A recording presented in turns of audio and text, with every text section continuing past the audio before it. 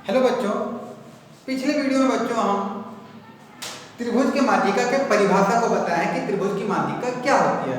तो हमने देखा है कि किसी भी त्रिभुज में उसके शीर्ष को, है ना, किसी भी त्रिभुज के शीर्ष को उसके सम्मुख भुजा के मध्य बिंदु से मिलाने वाली रेखा माध्यिका कहलाती है। और हम ये भी जान पाते हैं कि चूंकि त्रिभुज में 3 शीर्ष होते हैं और उनकी 3 सम्मुख भुजाएं भी होती है, इसलिए किसी भी त्रिभुज में अधिकतम ज्यादा से ज्यादा 3 माध्यिका की रचना की जा सकती है। और साथ ही हमने माध्यिका खींच के भी देखा था कि 3 माध्यिका कैसे होती है। तो हम देख पा रहे हैं कि तीनों माध्यिका एक ही बिंदु से होकर गुजर रही है। चलिए, सपोज हमने एक त्रिभुज बनाया है जिसकी इस भुजा की लंबाई कितनी है, 9 सेंटीमीटर। तो इसका मध्य बिंदु कहाँ होगा, 9 का आधा 4.5 में। भुजा ऐसी देखिए, हमने ये त्रिभुज जानबूझकर ऐसा लिया कि मध्य बिंदु प्राप्त कर सके। ये 9 था तो 4.5, ये है बच्चों 8, तो कितना हो जाएगा ये 4। और ये है बच्चों हमारा 6, तो इसका क्या हो जाएगा 3। हम जानबूझ के यहाँ क्या किए हैं कि भुजाओं को माप कर, इसको 9, इसको 8, इसको 6, ऐसा माप कर हमने एक त्रिभुज बना लिया है। ठीक है, अब चलिए हम ए को किससे मिला दिए, डी से, फिर बी से किसको मिला दिए, पहला माध्यिका हो गया, अभी हो गया दूसरा माध्यिका, और फिर हम खींचते हैं एक तीसरा माध्यिका। देखिए बच्चों, तीनों माध्यिका 1, 2, 3, तीनों माध्यिका एक ही बिंदु से होकर गुजरती है। और याद कीजिए, एक ही बिंदु से होकर 2 या 2 से अधिक रेखाएं जब गुजरती है, 2 या 2 से अधिक, 2 से अधिक, 3 या 3 से अधिक, सॉरी 3 या 3 से अधिक रेखाएं जब एक ही बिंदु से होकर गुजरती है तो उसे हम क्या कहते हैं, संगामी रेखाएं। छठी में आपको बताया गया था, याद कीजिए, 3 या 3 से अधिक रेखाएं जब एक ही बिंदु से होकर गुजरे तो उसे हम संगामी कहते हैं, संगामी रेखा। तो यहाँ ये तीनों माध्यिका एक ही बिंदु से होकर गुजर रही है कि नहीं, तीनों एक ही बिंदु से होकर गुजर रही है, तो इसलिए हम कहते हैं कि त्रिभुज की माध्यिकाएं संगामी होती है। नोट पहला अपन बना दिए थे, इसके पहले जो डायग्राम बताया, पहले वीडियो में जो डायग्राम बनाया था उसमें पहला नोट कि त्रिभुज में अधिकतम 3 माध्यिकाएं की रचना की जा सकती है। दूसरे में ये डायग्राम बना लेंगे बच्चों, जस्ट उसके नीचे डायग्राम बनाएंगे। और दूसरा, त्रिभुज की माध्यिकाएं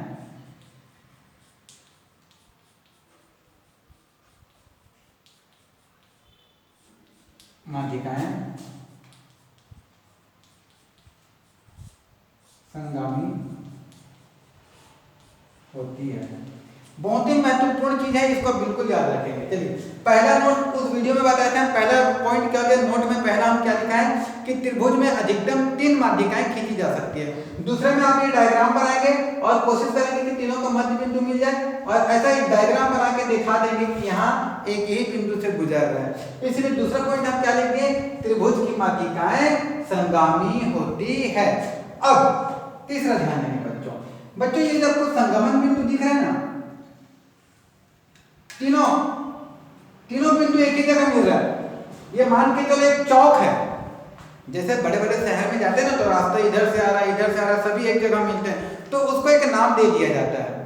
जैसे अपन राजनांदगांव में जाएंगे तो भदौरिया चौक बोलते हैं, है ना, प्यारेलाल चौक बोलते हैं, गांव में भी अटल चौक बोल देते हैं। तो चौक जहां 2-3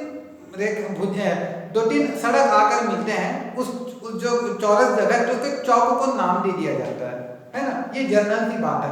डायग्राम में भी देखिए क्या हो रहा है कि ये रोड आ रहा है यहाँ तक, ये रोड जा रहा है यहाँ तक, ये रोड जा रहा है यहाँ तक, सभी के सभी तीनों सड़क एक जगह मिल रहा है, एक चौक में मिल रहा है, तो इस चौक का भी नाम दे दिया गया है। मतलब ये जो संगमन बिंदु है, संगमन बिंदु गणित की भाषा में देखिए, हम बोलचाल में क्या बोलते हैं, हम समझाने के लिए आपको चौक, लेकिन असल में चौक नहीं है बच्चों, इसे हम कहते हैं संगमन बिंदु, क्योंकि ये तीनों भुजाएं संगामी हैं तो इस बिंदु को क्या कहेंगे, संगमन बिंदु, और संगमन बिंदु को नाम भी दिया जाता है और ये हमारा कहलाता है केंद्रक। जो हम कहे थे ना कि हर एक चौक का नाम रहता है, अटल चौक, भदौरिया चौक, तो इस चौक का भी एक नाम दे दिया गया केंद्रक। क्या नाम दे दिया गया, केंद्रक। तो पॉइंट नंबर 3 जो आपको 1 नंबर का पूछा भी जाता है कि माध्यिकाओं के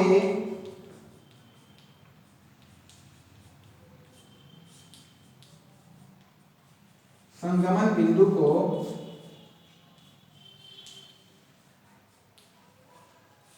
केंद्रक कहते हैं। पॉइंट नंबर 3, ठीक है, चलिए आगे देखते हैं। अब देखिए बच्चों, सबको बोलिए, ये जो केंद्रक है, इस भुजक को BE, इस भुजक BE को ये केंद्रक 2 भाग में बांट रहा है। पहले हो गया B से, इसको हम नाम देते हैं G, केंद्रक को नाम देते हैं G। क्या नाम दे दिए, G, ग्रेविटी, ठीक है। तो ये देखिए B से E अब 2 भाग में बढ़ गया है, B से E 2 भाग में बढ़ गया है। चलो मापते हैं, 2 टुकड़े हो गए हैं।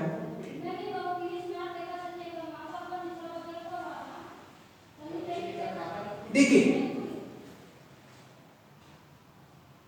ये है लगभग 6, लगभग कुछ पॉइंट में 6, तो ये कितना हो गया 4 और ये कितना हो गया 2।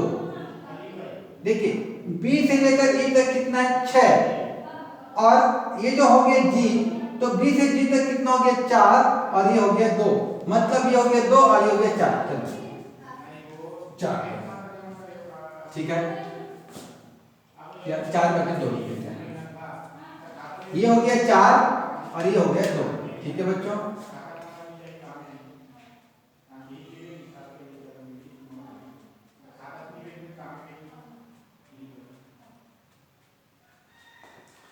ये हो रहा है हमारा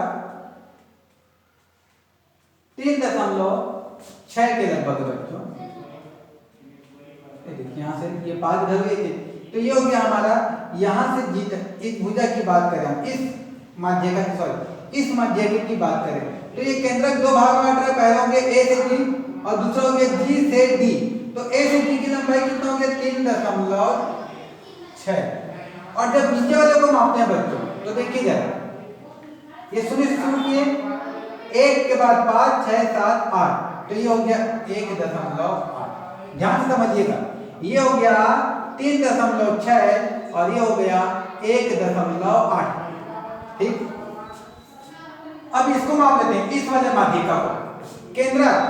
केंद्रक से ये पूरा भुजा जो था अब 2 भाग बढ़ गया है, तो ये हो गया हमारा 5, ठीक है बच्चों।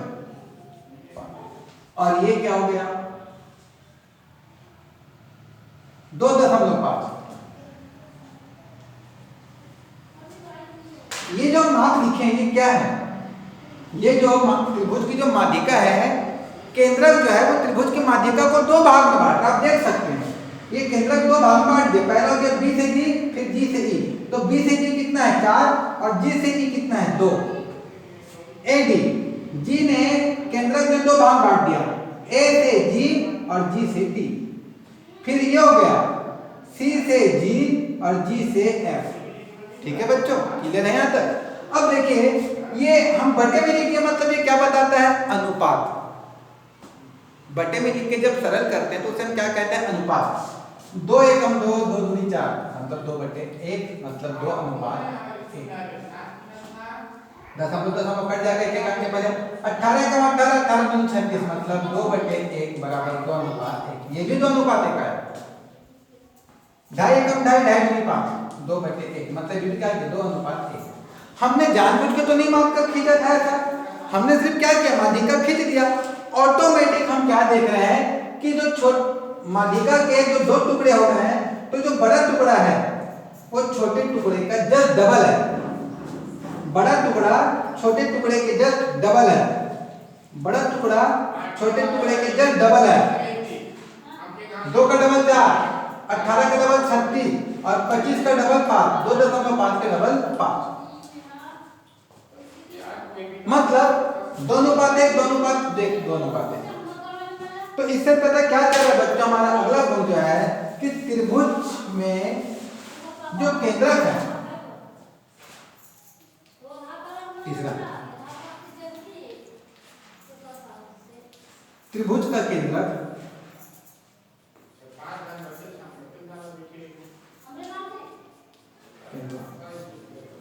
उसके माध्यिकाओं को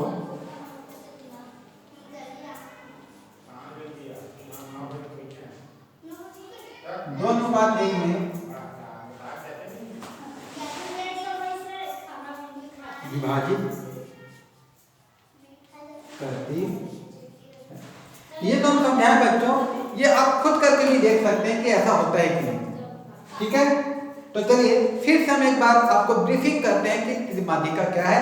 तो हमने सीखा है कि त्रिभुज के शीर्ष को उसके सम्मुख भुजा के मध्य बिंदु से मिलाने वाली रेखा को त्रिभुज की माध्यिका कहते हैं। उसी प्रकार हम तीनों शीर्ष से खींचेंगे तो मतलब त्रिभुज में अधिकतम कितनी माध्यिका खींची जा सकती है? 3। ठीक है, उसके बाद हम क्या देखें कि तीनों माध्यिका की जब रचना करते हैं तो तीनों माध्यिका एक ही बिंदु से गुजरता है और इसी को हम क्या कहते हैं कि त्रिभुज की माध्यिका, त्रिभुज की माध्यिका संगामी होती है। फिर अगला हम क्या सीखें कि जो संगमन बिंदु है इसको एक नाम दे दिया गया है केंद्रक। तो त्रिभुज माध्यिकाओं के संगमन बिंदु को केंद्रक कहते हैं। अगला त्रिभुज का केंद्रक उसके माध्यिकाओं को, त्रिभुज का जो केंद्रक है उसके माध्यिकाओं को 2:1 में विभाजित करती है। इसको एक बार और समझ लीजिए बच्चों, कहना क्या चाहते हैं। देखिए ये आपको दिख रहा है एक डायग्राम में, ये त्रिभुज की तीनों माध्यिकाएं संगामी है। इस बिंदु को हमने क्या कह दिया? केंद्रक। अब ध्यान से एक बार और देखिए, केंद्रक जो है इस माध्यिका को 2 भाग में बांट रही है ना। पहला हो गया B से G और फिर हो गया G से E। तो भैया B से G की कुछ लंबाई तो होगी और G से E की भी तो कुछ लंबाई होगी। तो हम जब लंबाई को मापे तो हम क्या देख रहे हैं कि ये B से जो G है ये ठीक डबल है किसका? G से E का। ये कितना आया था हमारा? 2 और ये कितना आया था? 4, मतलब ये डबल है। ये कितना आया था? 5, ये कितना आया था? 2.5, डबल है। ये कितना आया था? 3.8, ये आया था 1.8, मतलब ये डबल है। तो इसी को कहते हैं डबल, मतलब 2:1 हो गया। ये 1 है तो ये डबल है, दुगना है। तो इसी को कहते हैं बच्चों हम कि त्रिभुज का केंद्रक उसके माध्यिकाओं को 2:1 में विभाजित करती है। ठीक है बच्चों, तो उम्मीद है माध्यिका पर बना यह वीडियो, मेरा पहला वीडियो और ये वीडियो, इन दोनों वीडियो को देखने के बाद आप ये तो समझ ही पाए होंगे कि माध्यिका क्या होती है, मीडियन ऑफ ट्रायंगल क्या होती है, समझ ही गए होंगे। अब हम इसके अगले वीडियो में बच्चों आपको माध्यिका की रचना करना भी सिखाएंगे। ठीक है, तब तक के लिए बाय।